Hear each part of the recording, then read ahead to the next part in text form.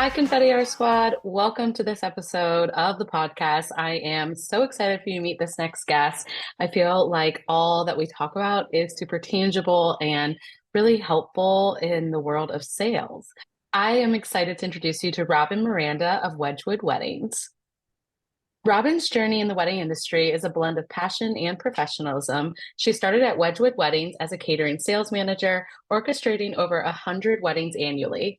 Since 2012, she's witnessed the company's remarkable growth to over 60 venues nationwide. Now, as the director of sales training, Robyn is the driving force behind a team of 200 plus, spanning coordinators to sales directors.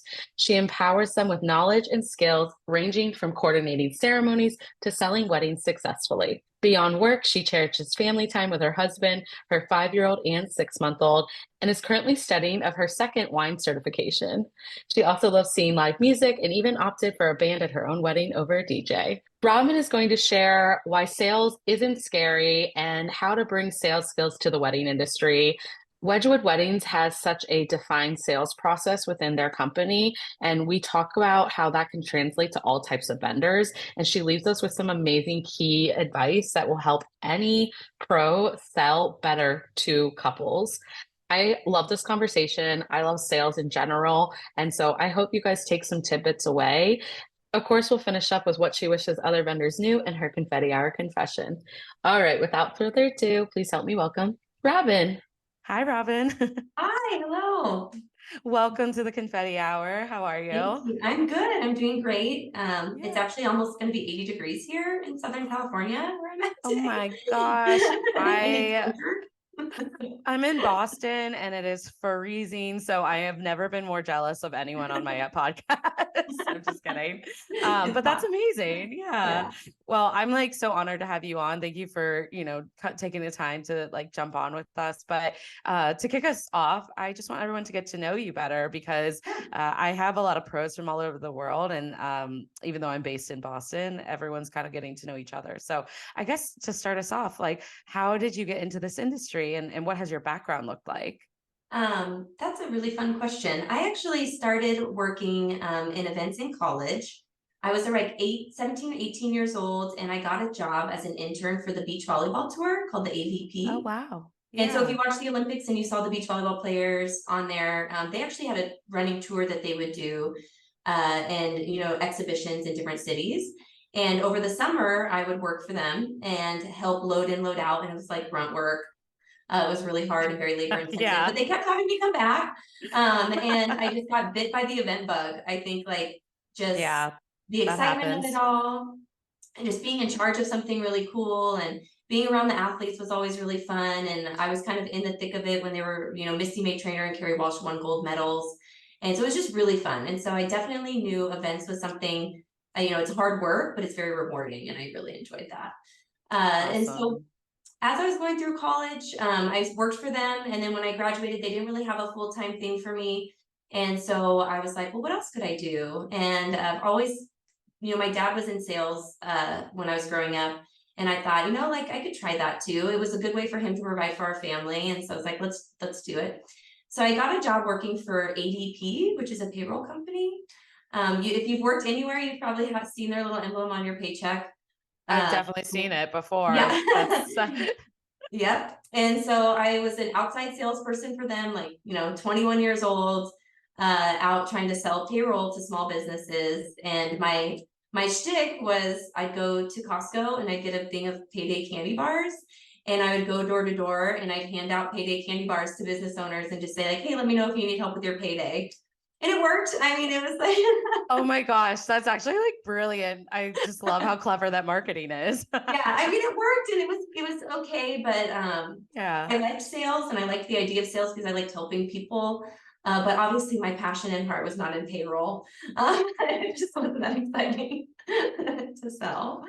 Yeah, I was like, that could be a raw. That's a different industry for sure. Yeah, I mean it's a great company, it's a big company, there's a lot of benefits, but I just wasn't really, my heart wasn't in it and I started to get a little bit bored.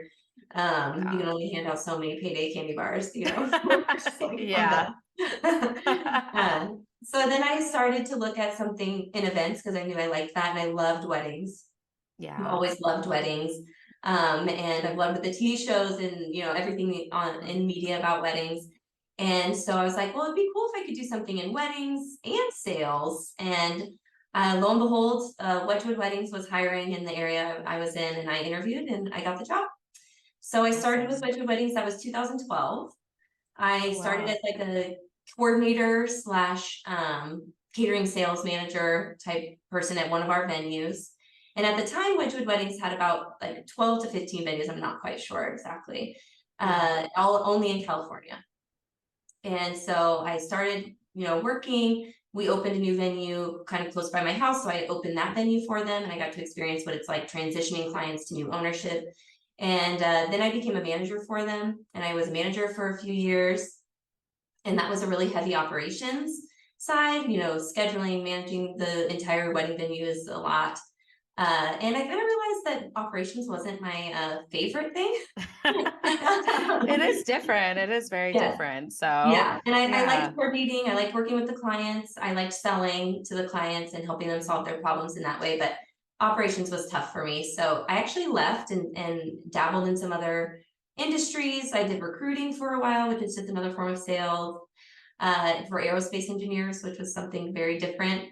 And I quickly realized I want to get back to the event industry. So I worked for another company. And then Wedgewood, the CEO and the VP of sales called me, and they're like, we have a position that we think you might be interested in. You should come back. And I've been back ever since 2018. And I'm back as the director of sales training. So I do all of our sales training. We have over 250 salespeople in our organization. Wow. Yeah. I mean, that's amazing. And it's great when you come back, I feel like, to a company, like you already know Mhm. so much about their work environment and the company. And so that must have been really exciting. And Yeah. now how long have you been in that role? I mean, I have no doubt you're busy. Yeah, yeah. So in 2018, I came back and kind of just not sure which hole I was going to fill. And then last year, I was officially put into the director of sales training title. So I just Okay. strictly work on developing like our salespeople.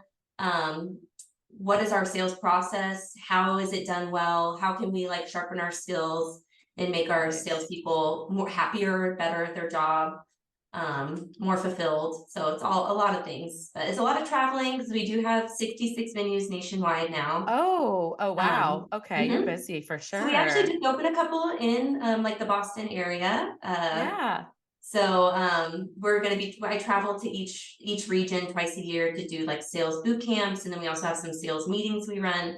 So it's a little bit of travel, but I love it. So I like to see our people.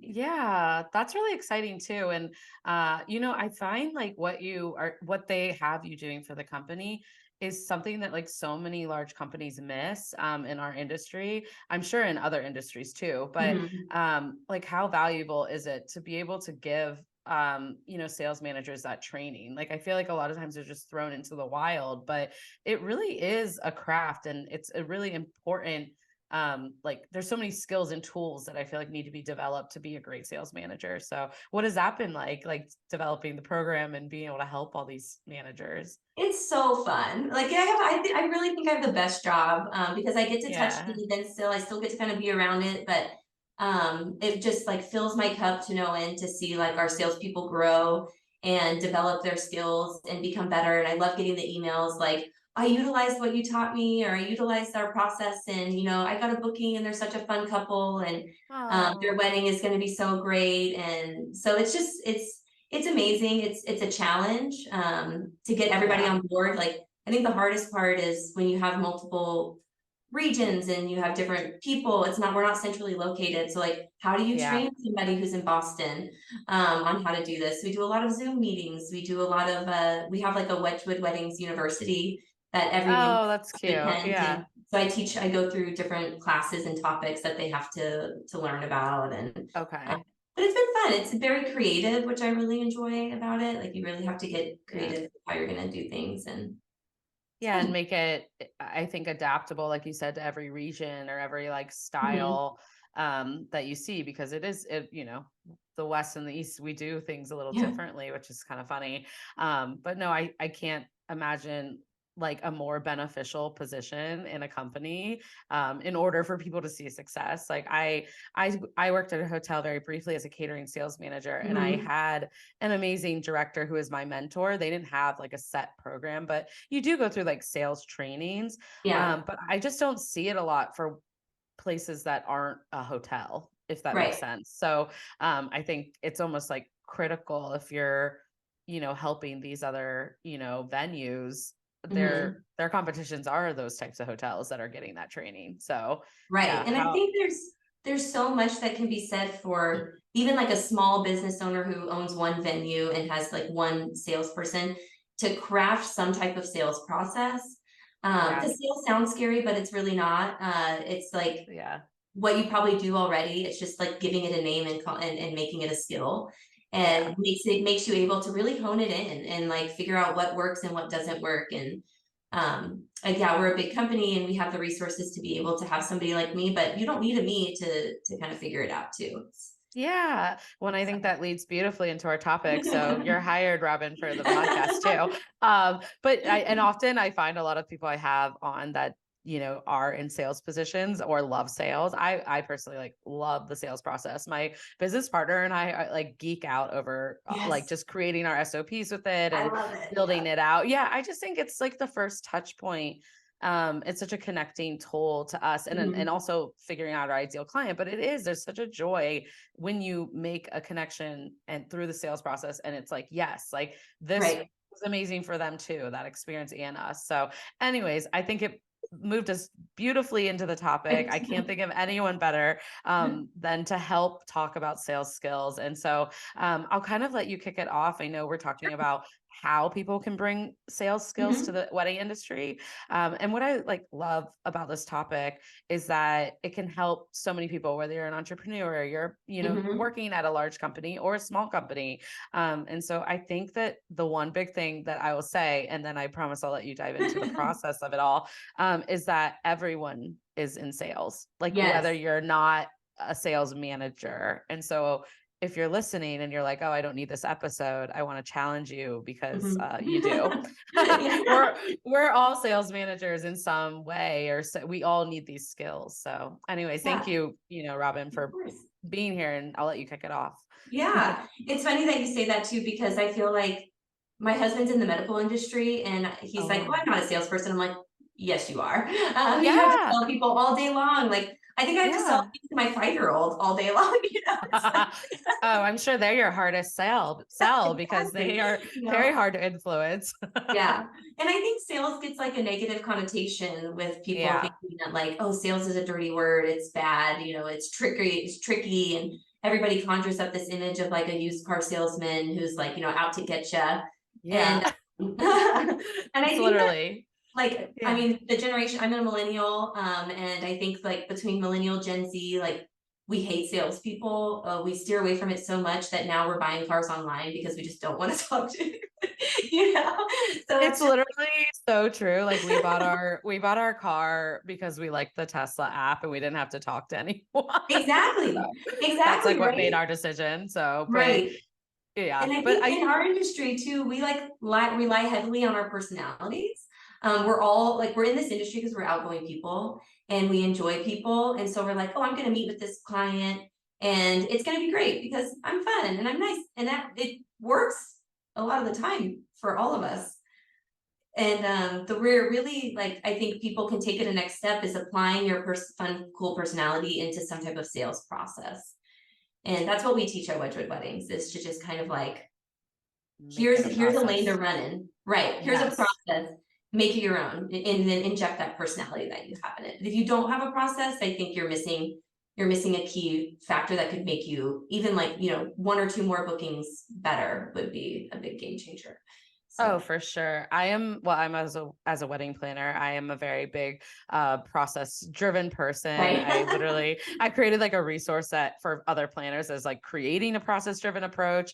And Awesome. that includes my sales, not for that download, but for just in general. I don't know how people get anything done if they don't have a process. And I think they're just maybe scared to do it because it seems Mhm. like a lot of work or well, I get different inquiries or I have different packages, or I have different things. How could that work? Like everything I do is customizable, but there's always some way to have a process. Yeah. And I think the beauty of developing one allows you to feel more confident and a little Yes. bit more organized, and you can keep developing it. You can have like, you know, I say like milestones, but what would be a better term, like a check for, oh, you know what? We put in these processes. This is kind of working. This isn't. Like, I think Right. that's really helpful to be able to like review that. So, Right. uh, And gauge yourself, yeah. time over time. Is this working? Is this not working? Absolutely. Yeah. What do you normally recommend when people are just like at the very beginning and really, need to put in some sort of process with sales? Yeah, I mean, I recommend like having some type of steps. It can be Yeah. like 3 steps, it can be 4 steps. At Wedgewood Weddings, we have 7 because I just went a little bit overboard. But it's like everyone is necessary.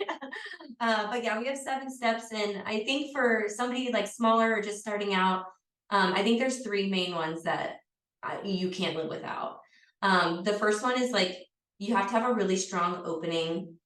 We call it an opening statement. You just have to have like a really strong kind of like opener to set the expectation with the client at the beginning of like a meeting. It can be on the phone or in person. I think the next thing is something you pointed out, which is you have to connect with them.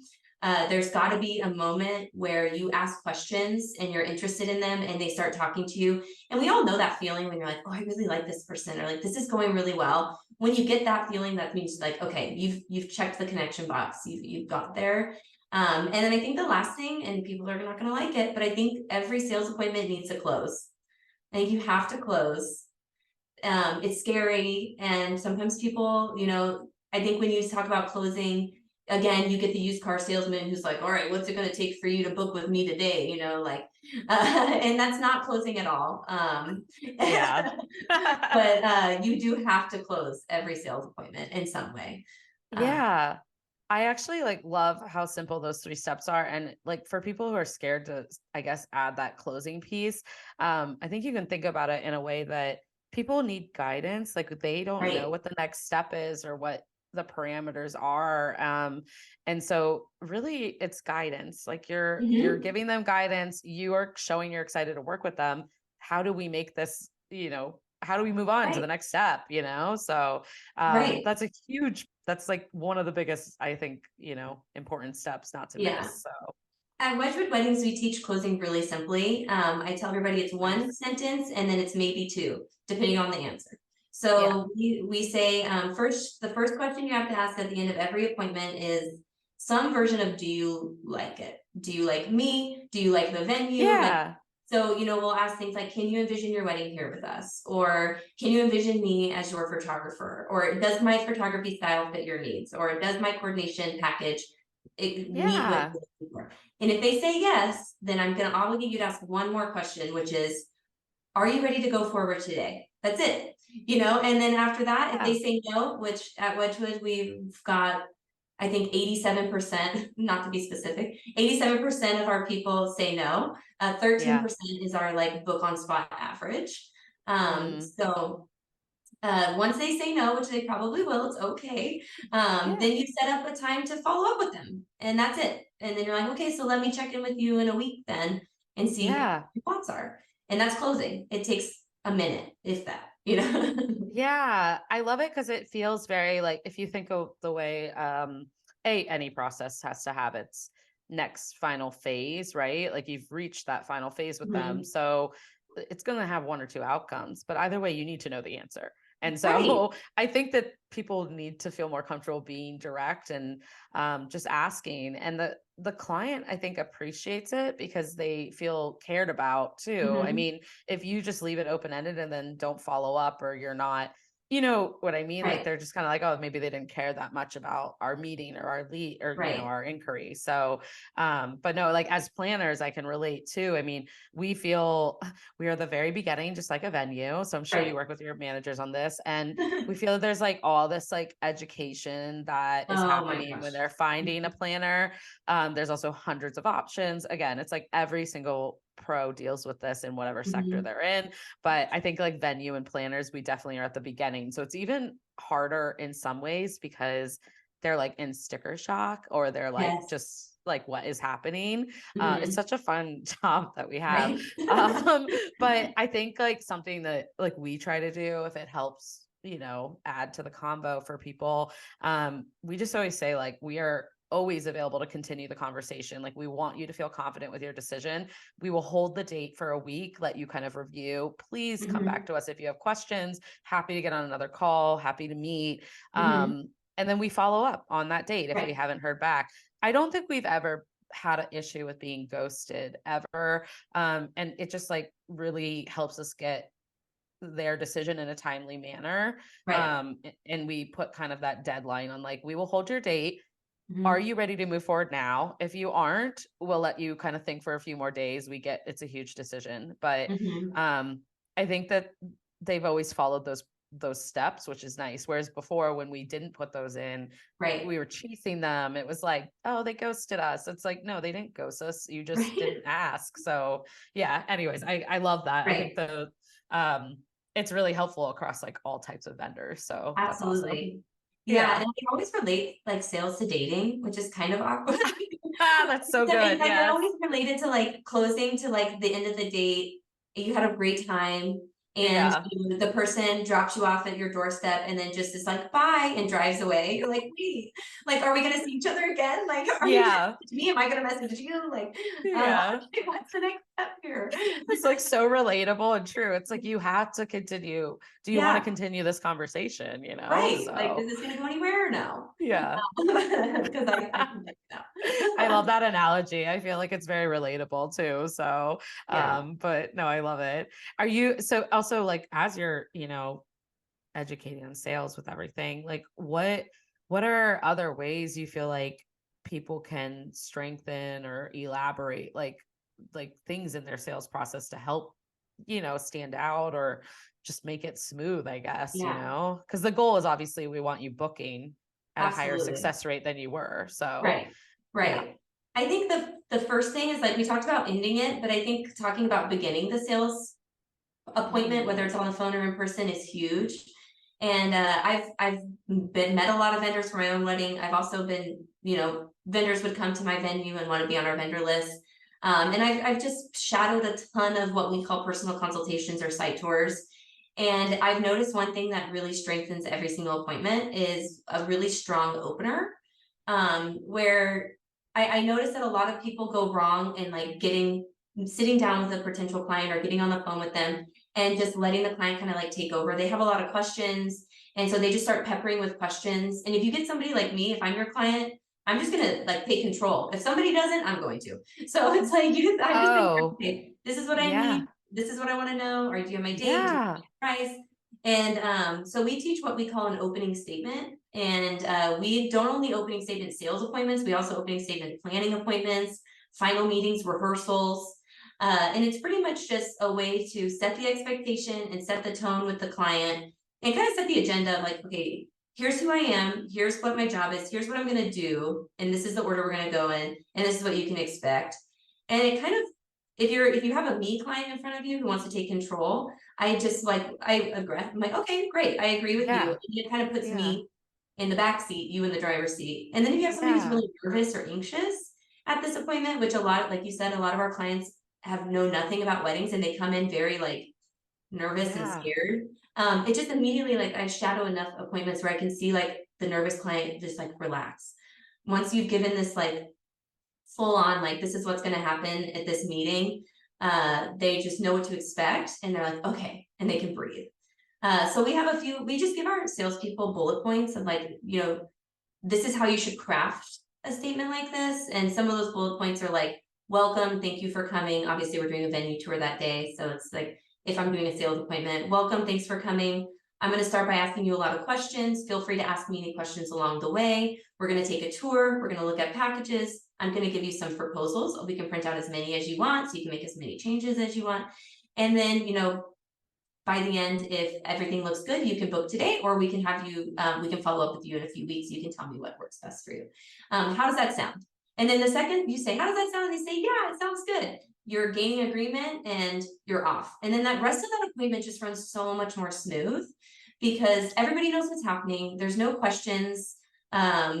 they know when they can ask their questions. They know they're going to get pricing. It's all coming in the right order. So I think that's huge for us. I love that so much. And I think that what I was hearing too, when you were explaining it, it's like, it probably brings ease to them in this Right. process.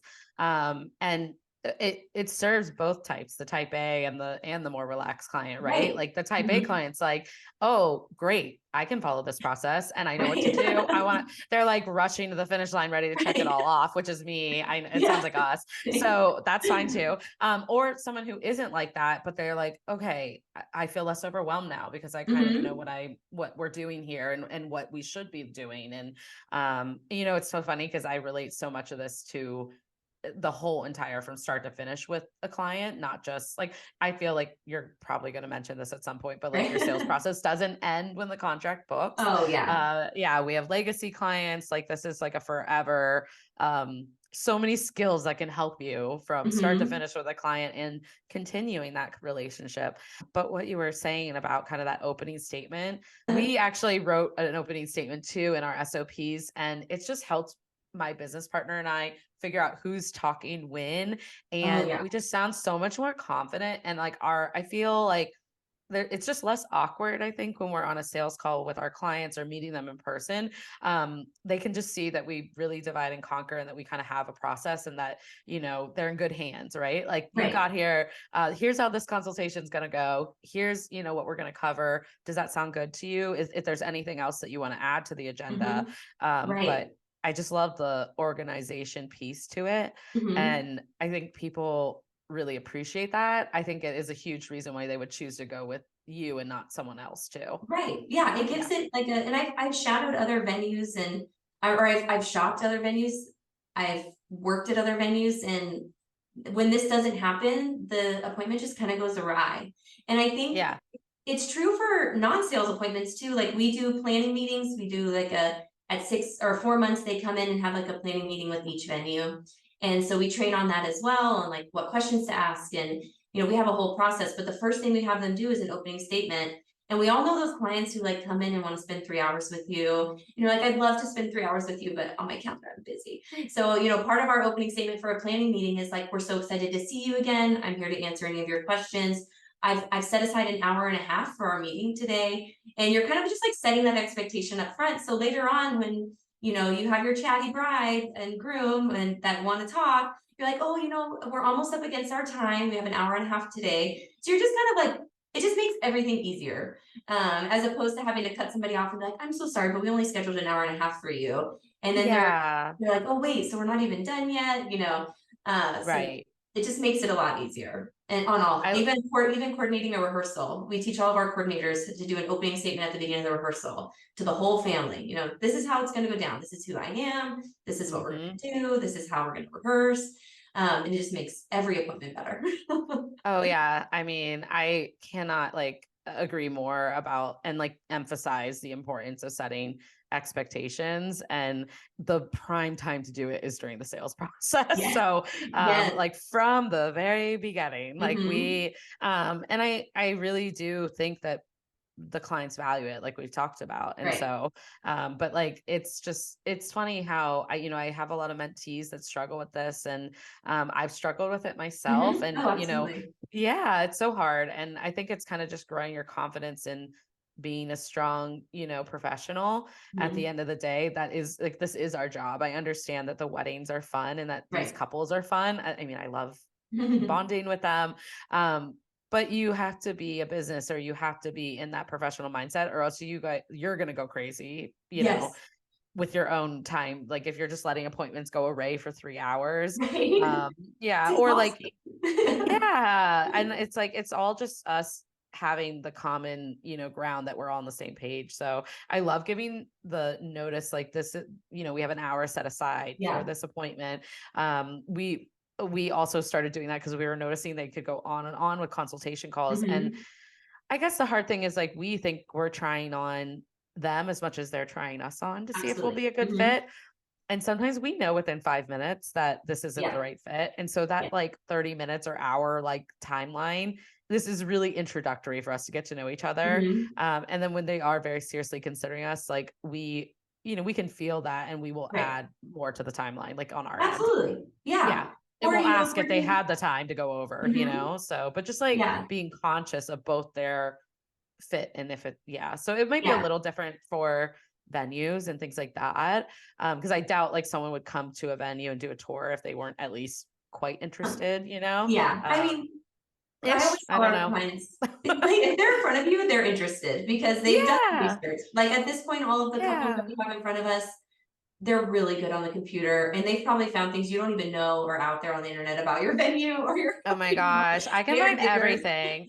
Yeah. Yeah, especially like if you're dealing with millennials, like you can find anything about anyone on Right. TikTok, Instagram, Yeah. LinkedIn, Google, your high school yearbook. Like I know I Uh-huh. sound psycho, but people can do that these days. And so They if know they're everything looking about at you already. Yeah. yeah, exactly. They're looking at your services and it's such an honor, right? But like, I Right. think it goes into them doing their due diligence to feel comfortable that they're making a good decision. Hmm. And honestly, that's why I also do my research because I want to make Hmm. sure we're a good fit. Because at the end of the day, that's very, very important for our, Right. situation with our service.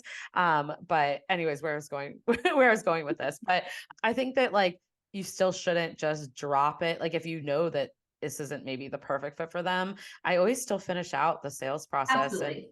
because sometimes they'll refer us to other people. And either way, we've even gotten reviews from people like, we weren't able Yeah. to move forward with them. It wasn't what we were looking for, but we can't say like how much we enjoyed meeting Right. them. They seem like experts and like we've actually gotten reviews from that too. So it's like, Hmm. it's kind of crazy how much this can help you grow in more than just closing one booking. Like Right. it's just, Exactly. yeah. A good sales process will take you like over and above what you imagine that you could do, if you just even put a Yeah. little bit of structure to it. It's funny because we're like Wedgewood Weddings is we do like an all-inclusive type thing where we include a lot of vendors in our package. And it's not for everybody. And we do train our people Yeah. to say things like, it sounds like you want a more DIY or custom experience. Here's places that I can recommend, or this is what I think you should do. You should Yeah. call a coordinator or call a wedding planner and talk to them and see like if they might be a better fit for you. And I it's love they're that. like, or we don't have their date and they're really specific about a date. We still try to finish out the sales meeting because we want to give them, hey, like I may not have your date, but I can give you pricing. I can tell you how much a similar date would cost here. And at least Mhm. now you know and you have it in your back pocket what our cost is. And Yeah. you'd be surprised how many people too will change their mind because they're like, we realized we went around and no one has our date, or we realized that date's Right. not that important to us anymore. We thought it Oh my was, it's not. gosh. And so we decided to take a second look. And so we Yes. always encourage our people to like, even if you don't have the date, just like give them a really good experience because they can be champions of our brand even if they don't use it. Oh my Um, gosh, yes. That's so amazing. I definitely have seen that happen where even with my own clients when we're venue mhm. touring or we're looking at bands, sometimes circumstances come up where they're so set on something at the beginning, but then something changes and they're so excited because it is never done until they've signed the contract for Right. whatever line item that Right. is. Yeah. Yeah. So I love that point. Is there anything else that you feel is like really important to kind of develop from a skills perspective to be, a strong sales leader?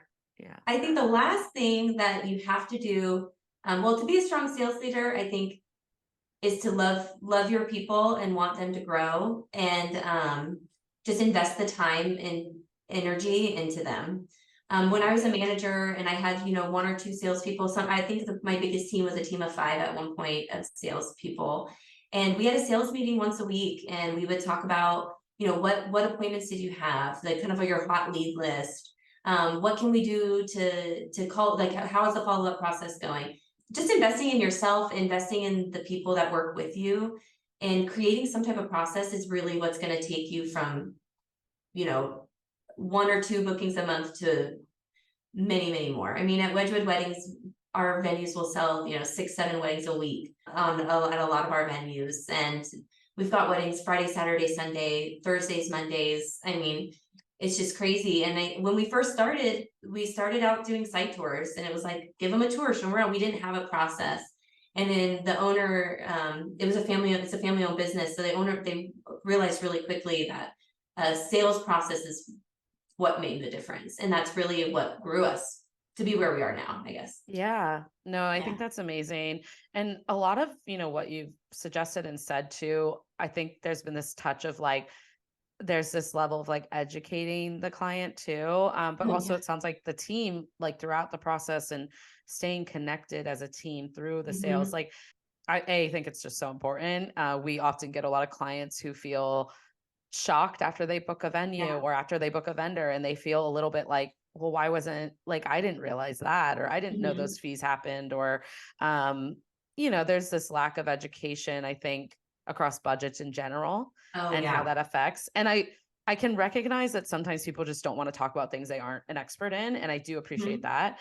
Hmm. But like other ways I imagine they can be really beneficial and help educate is like pointing them to blogs or pointing them to things that know could help them, and in turn Hmm. like that shows a lot of value. So if you're kind of training people, like you're talking about your team building that out, that could Hmm. be something too that you could kind of look into, creating templates to resources that might help them, Hmm. just because it makes you stand out, I think, as what that process is going to look like if they book you. Like Right. they really appreciate it, and in turn you help the industry, because this industry has come so far, but it still Oh yeah. has so much it needs to do, to be like other developed industries. And Right. it's just like wild that you can't go online and Mhm. actually get an accurate number for a budget for a wedding. Like it's all Yes. incorrect everywhere. Everywhere. So Yeah. The yeah. only thing that couples do here is that everyone out in the wedding industry is out to screw them over. Oh And gosh, like that's like yes. the one thing they hear. And so you're like, no, that's not the case. Like we want to help you. It's like the Um, opposite. We I do it because know. we love helping them. And Exactly. it is a sad thing that that's the rep that we get, Yeah. you know? And I think what we train our teams, and I know to be true here, is like there's somebody for every budget. So like Yeah. if you've got a $10,000 budget, I can send you to venues or I can give you some ideas on how you can make that work. You may have to acquiesce on some of your wants and needs. You might have to make some different plans of what you envisioned, but the reality is that you can do it. And Yeah. up to 60, 70, $100,000 weddings, those can happen too. It's just you've got to decide where you fall and you have to decide what's important to you. Yeah. A $10,000 wedding, okay, you're not going to be able to have 100 people. Maybe you can do a 50 people, Yeah. or 60 people, or Yeah. you're not going to be able to have that Saturday night. Maybe you could do a Thursday or a Monday. So it's just kind of figuring out what's more important to you. And we try to teach our teams to ask those types of questions. Yeah. If you had to pick between having that Saturday night and being in your budget, which one is more important? Right. You tell me, and then I can help you better. Yeah. Yeah. And I think like they appreciate that conversation, because you're not just like, well, here's the info, pick a date, Right. Here you go. Well, good luck, Yeah, good luck, and I do think that so many people that I see are so successful, with rolling sales and constantly, booking year to year and kind of building that longevity in their businesses or growth, do this. They Mhm. are educators. That's what our jobs are. And Mhm. they also find a way to bring that into their sales teams. And so Mhm. whether you're doing sales yourself or, working with a company, like if they aren't doing this and there's small ways you can do it or bring Mhm. it to your team, I think like it's just so huge. You'll see such a difference in finding the right fits and just like Mhm. really crushing that sales process every time. Because they're Absolutely. like, it's like transparency, I guess, they feel Mhm. like they can trust you, and Right. We label that's it being a great. trusted advisor. We call it like you Yeah, need to build I love trust. that. And when they first start with us, we usually tend to get, wedding coordinators, young gals like right out of college. Yeah, Like primarily our workforce is female and in their 20s. And so if yeah, they never really had a job before, or if they did, it was, retail or something, restaurant. And so we do have to train them right. about the wedding industry. So I get them reading blogs. I have them do like write-ups about like what they learned about the wedding industry and Yeah, everything that they can learn because we don't sell wedding dresses, but when a couple right, comes in front of me, or we don't sell suits. When a couple comes in front of me and they ask like, well, what do I do about a dress? Or when should I get my attire figured out? I want to be able to tell them like you should probably start shopping for your dress at least 6 months out. right. That has nothing to do with my business, but I want to be that trusted advisor for them and give them Yeah, those like little nuggets of information and advice. It makes a yeah. big difference. I know. And I think if you're listening and you're like, oh, I'm unsure of how to give that advice, because I also see a lot of people that give too much advice and it's all Yeah. incorrect. And as a wedding planner, I want to kill them because I have to now backtrack and explain to them why that doesn't make sense. So I think Mhm. like a very simple thing you can do is talk to your vendor partners that you love Oh, working with yeah. and have the expert tell you, like I would Mhm. talk to our favorite dress providers or boutiques, like, what do you recommend? And you can Right. say that. It doesn't even have to come from your mouth. Like, I'm always very careful with that as a wedding planner. Like, Right. our stationer, recommends that this, time zone is when we should really get started because, I get a lot of people that want to start things early on my end. Mhm. And I'm like, there's so many things we need to do. And so I just Yeah. that's my job as project manager of their wedding. But I think that's just like a really easy way to start gaining some of those tangible advice and facts. And at the very basis, all you can tell someone is like, be open to learning and tell them to be open to this journey. Like, you're going to have so much Mhm. fun. All of the wedding providers that are like on our recommended list or people that we work with and our team want to genuinely help you. Yeah. And so I may not have the answer always for you, but I know who you should ask, and I will point you in the right direction. So I love even if that. you just keep it that simple, like Mhm. that you're here to help them, that's education too. So I don't know. Absolutely. I love Mhm. that. Oh my gosh. Well, thank you. I feel like this has helped me a lot. I know it's going to help so many different people in like different roles too. Like I said, I was a catering sales manager, social catering manager. I've been in ops and now my own business. And Mhm. I feel like all of it really is relatable. So Awesome. Yeah. I love Well, it. I have like 5 other steps that we can always go through next. Ooh, perfect. We have to have you back on and like we have more to go through, but thank you for sharing so much. I feel Yeah, like of course. it's salespeople, like people are so scared of it. And that's why I love the title, that you Yeah. said sales isn't scary. Because I hope this like kind of just brings it down to a level of like, it's just, developing a process for it. Yeah. It's you Yeah. being yourself within some parameter to make you better. Giving what you're already doing a name, making it a skill, allows you to really hone it and Yeah. make it better, you know? So like now that opening that you do for all of your appointments, call it an opening statement, make some bullet points, and there you Yeah. go. Now you can make your opening statement better I and love it. over time. So It's same with yeah. closing. You have to close. I'm telling you right Yeah. now, you have Exactly. to. So in closing this topic, no, I'm just kidding. Thank you for summarizing it so beautifully. Well, okay. I'm excited to ask you because like someone with your background has probably seen a lot. And so I love asking this question to especially my venue, or directors at any like catering or venue, hospitality, Yeah. anything. But if there's something that you wish other vendors knew, what would that be? I have one that immediately came to mind. And Oh, having worked with a lot of vendors, outside vendors at Wedgewood Weddings, it's you have to dress up for the wedding. oh, You don't have to thank dress you. up, but you have to be dressed appropriately for the wedding. I literally am rolling my eyes, like so grateful that you said this. I actually think someone needs to come on every season, every year I do episodes, just to remind people of this Right, because the fact we're still seeing people not understand this blows my mind. right. Like, I think it's like professionalism 101. Yes. Like, I Yeah. cannot. Yeah, I've seen people in t-shirts, like, no, you cannot wear a t-shirt, no, you cannot wear jeans, no, you cannot wear leggings, and you cannot wear black jeans. Black jeans are still jeans. Um, It's like, honestly, I mean, a wedding is formal. Like, no matter if it's, a budget wedding, a premier wedding, or it's ultra luxury, it is someone's investment. It is a huge milestone in their life. And you're being hired to work. Like, I would never mhm, show up for my hair appointment on my right. personal hours the same way I would go to work. So like, Mhm. but you're right. I've seen people in Birkenstocks and I have to say it's a lot of the creatives that I work with, I and I know. love you guys. I was gonna say, I I don't feel want to call out the photographers, but it's usually them. yeah, sorry, Sorry. and video. Yeah. But I've had band members and Oh yeah. Mhm. usually depending on now in the market that we sit in, we don't see it as much because they're curating that feel. But Mhm. like quartet members or Right. officiants, I'm like, oh my Oh God, I yeah. can't. It's just it is a reason I would have to talk to you after a wedding and potentially not work with you again Right. as a planner. And I really hate to be that person, but to me, it's literally like professionalism 101. So I Right. don't know. Right. And I think a lot of the creatives, like you said, like I understand they probably think they're in the background and like not nobody's looking at Yeah. me. I'm just a photographer, right? Oh, we're looking. But people are Yeah. looking at you. They do see you, and the overall aesthetic of the wedding is changed when you've got one person that's kind of like out of bounds in that area. So I Mhm. just think that it's my number one pet peeve.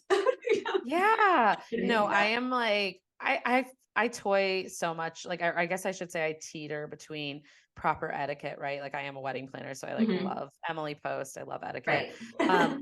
But I also believe in making etiquette your own. I think there's just certain parameters as a professional or as Mhm. just someone that's polite. Like I yell at my Right. husband about this all the time. He's like, why? He calls them costumes. He like literally doesn't get why for Christmas dinner he has to wear a button-down shirt or something appropriate. He can't wear like Right. a Megadeth t-shirt. And I will literally lose my shit over it because I'm like, it's so disrespectful to my family who has prepared this Mhm. meal, and my mom's having 20 people over for dinner, or say his mom is like, Mhm. for me, it's a level of respect. And I feel Absolutely. people that don't take this seriously and show up for work like this, I think you're being selfish and disrespectful to your Mhm. client and Yeah. everyone else involved. I just think that that's where I come from. And it's not to say you have to wear like a black blazer and be, I Right. know a lot of people think that's what we're talking about maybe, but um there are really amazing ways to show off your personality, your fashion, Right. and still be suitable for the style of event that's being thrown. Right. I So have a ton of comfortable but cute shoes. I have a ton of, yeah, comfortable but cute pant wear, and it can yeah. be creative if you want, but make it appropriate. That's Yeah, exactly. We have some like basis things for our team. We're always like shoulders are covered, right. um cleavage is covered, Right. and 'cause these are things like we're bending over. Like come on. Yeah. Hmm. Shirts can't skirts can't be that short. So like I think that it's nice we send them Pinterest boards of suggestions, Yeah. but I don't care if want to have a little like floral cute blouse that's Hmm. colorful. Depends on the client. Every Right. wedding is different. And so Hmm. it would actually be really cool to see if vendors started putting in their like final questionnaires, which I also hate, but I know it's something that people need for their businesses. But you could just say like, what is the dress code for your wedding? Right. Exactly. Absolutely. So I thoughtful of had a you. yeah. Yeah. I had a client do a Star Wars wedding, and Oh my God, that's awesome. yeah, Something my and husband would be jealous of. yeah, and they were like, "Oh, do you have any like Star Wars gear that you could wear?" I lo and behold, I had a Chewbacca onesie, and I was like, "Well, I have a Chewbacca onesie, but you wouldn't want me in that." And they're like, No, we "Yes, want you I in do." that. Oh my So I was gosh. like, "Are you Yeah. sure?" But I was like, "Okay." You never know. I've had South Asian weddings that ask like, "Oh, do you have a sari?" And I didn't, Yeah. but they're like, "We'll bring you one, and like we'll help you wear it." And it was like so fun, and I was like, "That would be amazing." I love that. Yeah. Yeah. So I there's like personally do that too. I try to dress in the way I think a guest will dress at my client's exactly. wedding. I think that that's Yeah. appropriate. Yeah. I mean, but also comfortable. You're working your ass off. So Yeah, like you have to definitely. be, Yeah. be a mix. So It's so I love that. I think you can actually like start to have fun with it and not feel like, oh, I have to be this like buttoned up, yeah. whatever. That's not at all like what we meant. It's just, be conscious is would be Yeah. nice. So, and Yeah. I stop wearing didn't wear the Chewbacca Birkenstocks. onesie for very long. I couldn't do it. I was like, okay, I did it. But you're so fun that you did Yeah. it for them, even for a photo op. You know what I Yeah. mean? And then they So had the DJ with Darth Vader, so we all got a picture, and then we were like, okay, we're good. yeah. And I will say too, and then I promise I'll let this go, but it's just such a good freaking what you wish other vendors knew. I will say that your clients notice. Like I Yeah. dressed like I got like a nice navy dress for one of my clients, and the whole entire planning process, like they had navy as a hint in their decor, but they really didn't want this to be black tie, even Mhm. though it feels like a black tie Mhm. elevated wedding. But like all my staff usually wears black. So I actually like thought it would be nice, and we did this, if all of Mhm. us shifted to navy. Love And it. she noticed it on the day of, and she's like, your team matches the wedding. And I'm That's like, so sweet. we do dress very professional. That's just like Mhm. the wedding planner in us. But like a nice navy jumpsuit or like a dress, like my client really loved it. And we took photos Yeah, together. We all match. It was adorable. So I just think it goes a long way. So it does, anyways, love 100%. it. Thank you. That was a great one. Okay. And of course, like, well, I have one last question for you before I let you go. But if there was a confetti hour confession that you might have for us, or it could be like a horror story or a funny story, just something that I people may not do. I know. have a horror story, and I'm like, Ooh. I know it was when I was a manager, and it was a tiny little venue. We had like a tent. It was very cute, but we had one bride in particular that we called her a handle with care. That's what we use. Ooh, I That's like the term we that. use when we're you got to be a little mind your p's and q's around this client. They're you know maybe a little bit to deal with, and so we Handle with knew that care. going Love in. it. Right, handle with care. We knew that going in, and so she was running really late. She hadn't been drinking, but something was kind of off. I'm not sure what it was. And we get her lined up for the ceremony. She walks down the aisle, and midway through the aisle, she threw up as she was walking down the aisle. Oh, yuck. It Oh, you was so poor sad. thing. I know. It was so sad. It was probably like it sticks out in my brain because it was like the most memorable moment of, Oh, and it was outdoor wedding. So my God. I It's so know. So embarrassing for immediately, her. I feel I so know bad. it was really sad. So we like I went out. I was like, she's just standing there. Like, what do you do? And Yeah. so I rushed over to her and brought her. She was with her father. We brought her back. I talked to the DJ. I was like, let's start over. We cleaned up the mess. It wasn't a lot, but she was just, I don't know if it was nerves She's or probably what. nervous. Yeah. Yeah, and it wasn't too bad, but Oh, so we cleaned poor her up, we thing. started Oh my over, we gave gosh. her some water. And thankfully the rest of the wedding went out without a hitch. It was fine. But that has Good. to be like the most That, horrible story that I've ever had happen to me at a yeah. wedding. Yeah, that is awful and like so like gut wrenching because it's like in front of all her family and friends. Like Yeah. as a professional, you just want to like cry and die for them, I know, literally. I know. So, We felt for her. And even though she was so like difficult and hard to work with, all of us like really oh, rallied behind her and we're like, you're gonna be fine, you're gonna be okay. yeah, I think she really appreciated it. But I'm yeah, sure. it was a rough one.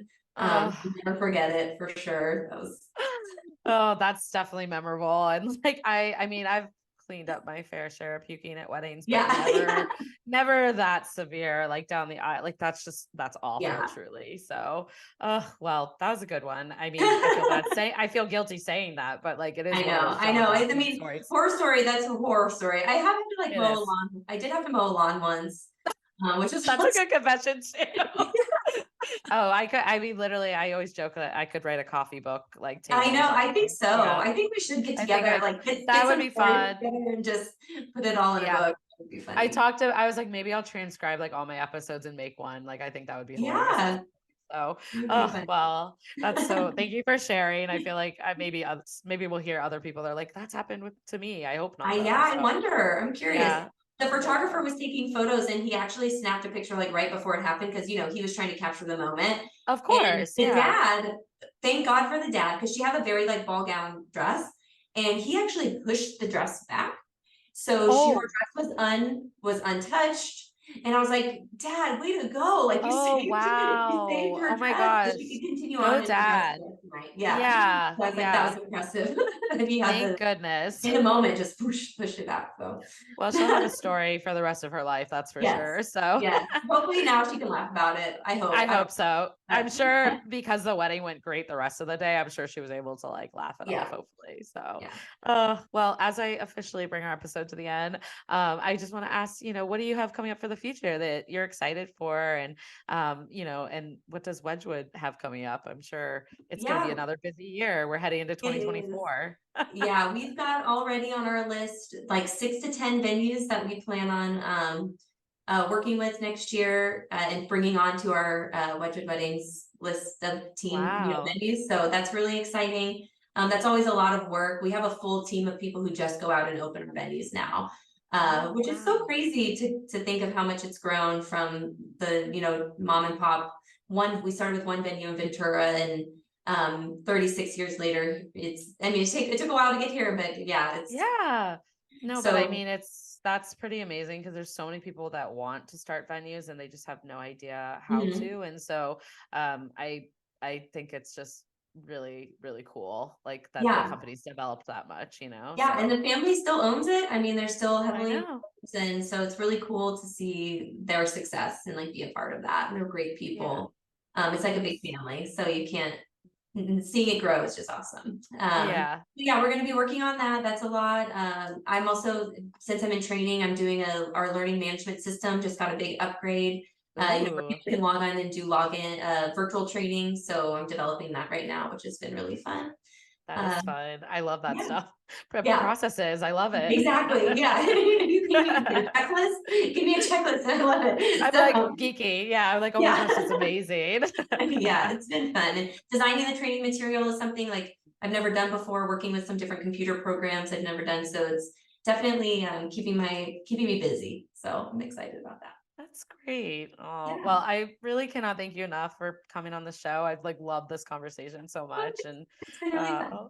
yeah, where can everyone find you on interwebs and Yeah, I'm social on media? LinkedIn, so you can always add me there.